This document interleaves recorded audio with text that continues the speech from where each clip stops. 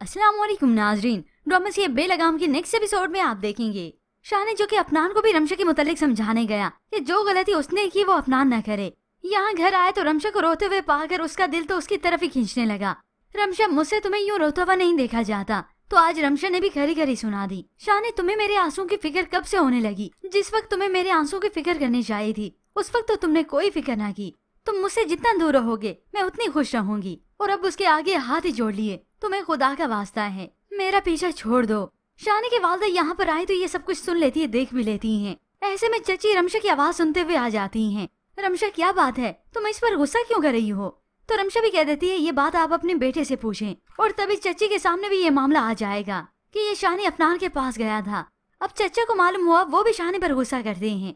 शानी ये बात क्यों भूल जाता है कि वो उसका कजन तो है ही, लेकिन साथ ही उसका साहब का शोहर भी है। मगर चची को ये मामला फिर भी समझ नहीं आता। बस पता है बेचारी वो रमशा बहुत रो रही थी। अब ये मालूम नहीं कि उसके रोने की वजह इनका बेटा ही है। अगर वो शर्मिंदा होकर इतनी रात गए रमशा को कॉल न करता तो ये सब भी ना होता।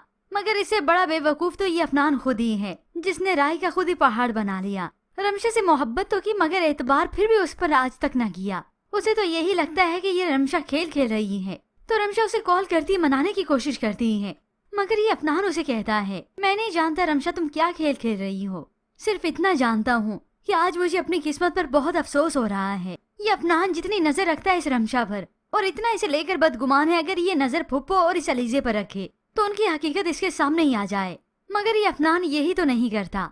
अब दोनों माँ बेटी को तो यहाँ पर खलबली सी मची है कि पता नहीं रमशा को अफनान ने क्यों उसकी चाची के घर भेज दिया। अब तो काफी दिन हो चुके हैं। तो ये अलीजी कहने लगी, मामा आपको पता है ये अफनान कुछ नहीं बताने वाला। हाँ, जाहिर सी बात है, वो हमें क्यों बताएगा? उसे मालूम है अगर उसने हमें बता ही दिया तो हम उसी को ही उल्टा बातें सुनाएंगे। तभी ये अलीजी मशवरा दे देती है कि वो रमशा को कॉल करे। और उसके चाचू की तबीयत खराब थी ना, अब उसकी तबीयत का मालूम करें, आगे बात करने की कोशिश करें। हो सकता है यहाँ पर कुछ मालूम हो जाए, क्योंकि जाहिर सी बात है इन दोनों माँ बेटी ने खुशी जो मनानी है कि अच्छा हुआ अफनान खुद ही रमशा से बदगुमान हो गया और उसी बदगुमानी को ये दोनों मिलकर फिर मजीद हवा देंगी। मगर ये बात तो इन दोनों को ही मालूम नहीं कि एट द एंड इन्होंने अपनी चालों में खुद ही फंस कर रह जाना है।